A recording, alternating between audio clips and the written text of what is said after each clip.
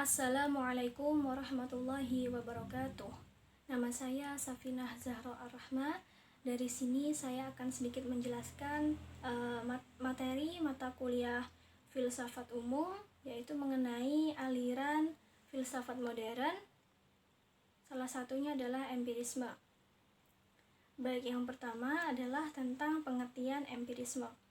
Empirisme adalah lawan dari rasionalisme, di mana rasionalisme itu menganggap bahwa sumber pengetahuan itu adalah akal, sedangkan empirisme berpendapat bahwa sumber pengetahuan adalah dari pengalaman indrawi.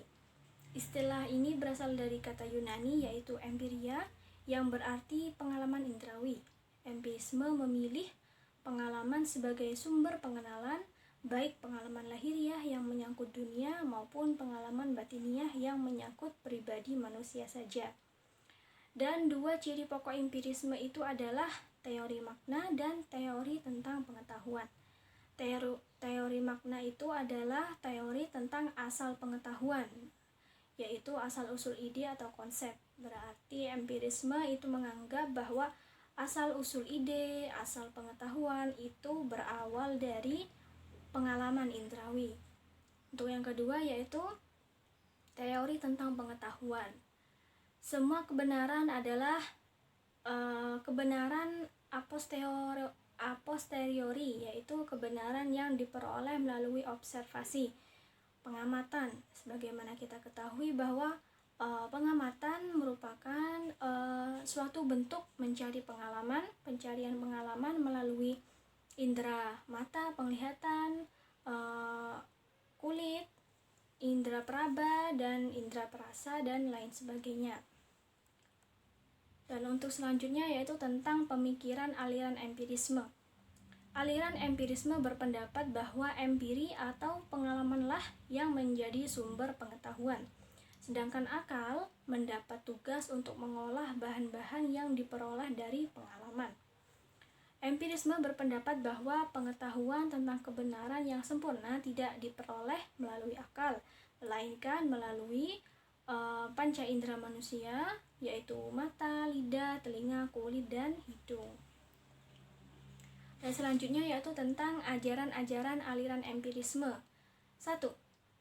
Pandangan bahwa semua ide atau gagasan merupakan abstraksi yang dibentuk dengan menggabungkan apa yang dialami. 2. Pengalaman indrawi adalah satu-satunya sumber pengetahuan dan bukan akal atau rasio. Jadi empirisme ini lebih cenderung kepada pengalaman daripada akal yang digunakan untuk mencari suatu pengetahuan yang baru. 3. Semua yang kita ketahui pada akhirnya bergantung pada data indrawi. 4. Semua pengetahuan turun secara langsung atau disimpulkan secara tidak langsung dari data indrawi, kecuali beberapa kebenaran definisional, logika, dan matematika.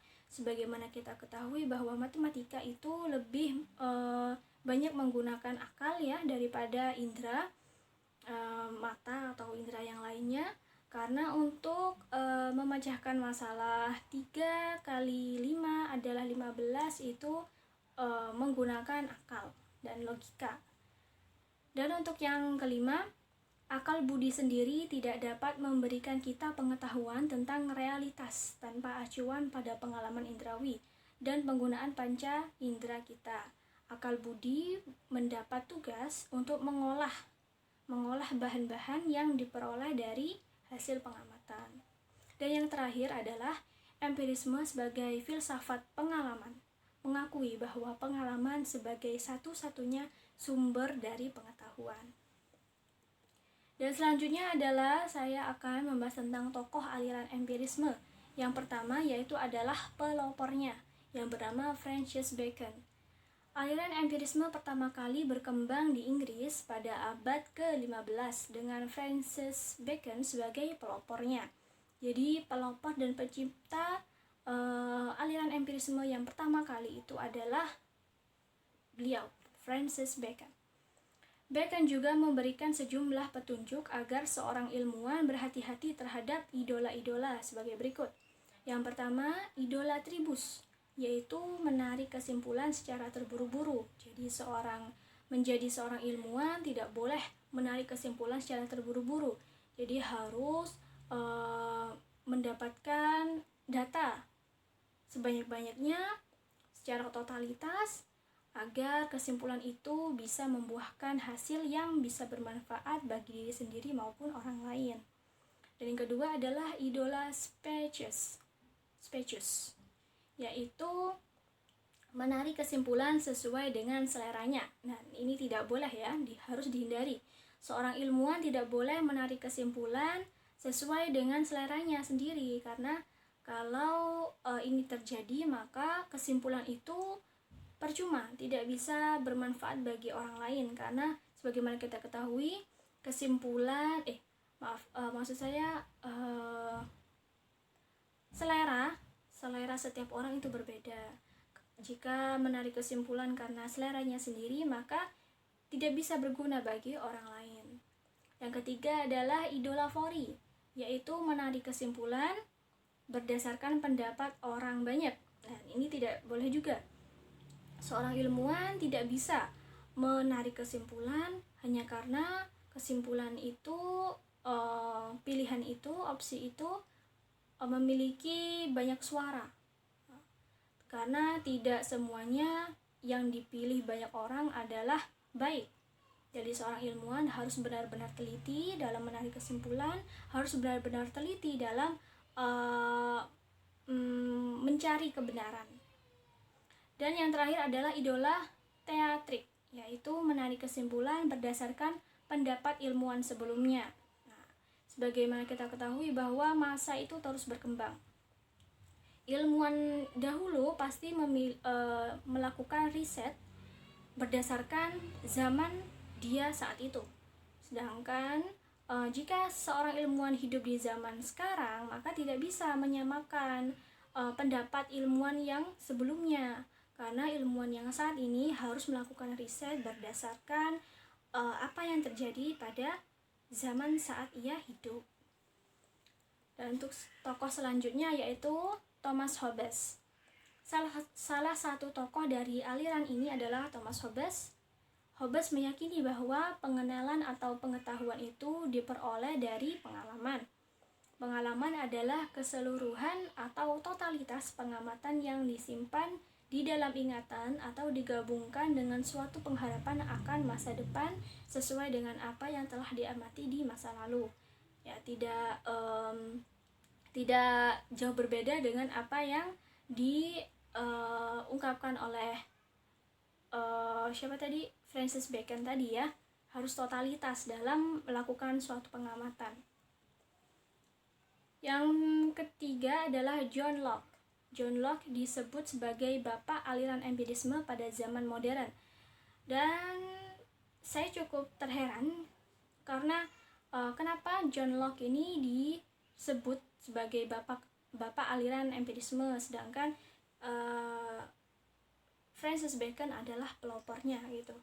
Dan ketika kita mencari di internet tentang aliran filsafat empirisme, maka Wikipedia akan memunculkan John Locke ini dibanding tidak memunculkan Francis Bacon sebagai pelopornya.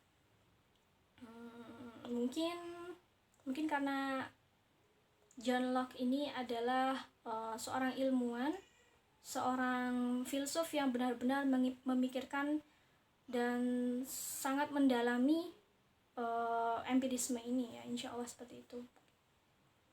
Dan menurut John Locke, ilmu pengetahuan adalah pengalaman empiris. Ia mengemukakan bahwa rasio manusia harus dipandang sebagai lembaran kertas putih, as white paper, yaitu atau disebut dengan teori tabula rasa. Melalui kertas putih inilah tercatat pengalaman-pengalaman indrawi. Dia juga memandang akal sebagai tempat penampungan yang secara pasif menerima hasil-hasil penginderaan tersebut. Jadi John Locke ini mengibaratkan akal manusia itu seperti lembaran kertas putih, masih bersih, dan apa yang sesuatu yang mengisinya itu adalah pengalaman itu sendiri. Jadi setiap individu itu dinilai bukan dari seberapa besar akalnya gitu ya, tetapi dinilai dari seberapa banyak pengalaman yang ada di akalnya dan yang pasti bisa bermanfaat bagi orang lain. Tuh. Dan yang terakhir adalah tokoh David Hume. David Hume menegaskan bahwa sumber satu-satunya untuk memperoleh pengetahuan adalah pengalaman. Jadi keempat filsuf ini benar-benar yakin bahwa pengalaman adalah satu-satunya sumber dari pengetahuan. Menurutnya, sumber pengetahuan adalah pengamatan. Melalui pengamatan akan diperoleh dua hal, yaitu kesan dan pengertian. Kesan-kesan atau impression yaitu pengamatan langsung yang diterima dari pengalaman lahiriah maupun batiniah. Jadi sesuatu penilaian secara langsung yang kita terima saat pertama kali kita mendapatkan suatu pengalaman. Dan yang kedua adalah pengertian atau ideas. Gambaran tentang pengamatan yang redup, kabur, atau samar-samar yang diperoleh dengan merenungkan kembali dalam kesadaran kesan-kesan yang telah diterima melalui pengamatan langsung. Jadi setelah kita menilai secara langsung pengalaman yang kita terima, maka selanjutnya itu akan melahirkan ideas, pengertian-pengertian yang muncul secara kabur dan samar dikarenakan dari renungan kita terhadap kesan-kesan yang kita terima. Tuh. Jadi yang pertama itu adalah kesan ya. Ini adalah suatu tingkatan. Yang pertama itu adalah kesan. Ketika kita melihat sesuatu, maka hal yang pertama itu adalah menimbulkan kesan yang pertama. Dan yang selanjutnya maka akan ketika kita merenungi kesan-kesan tersebut, maka akan melahirkan suatu pengertian atau ideas yang bisa memberikan suatu penilaian lanjutan atau memberikan suatu perubahan ya, menjadi lebih baik dari kesan-kesan buruk yang mungkin kita terima di sebelumnya, seperti itu. Baik, sekian yang bisa saya sampaikan. Untuk aliran filsafat modern selanjutnya akan dibahas oleh kedua teman saya. Demikian yang bisa saya sampaikan. Terima kasih. Wassalamualaikum warahmatullahi wabarakatuh.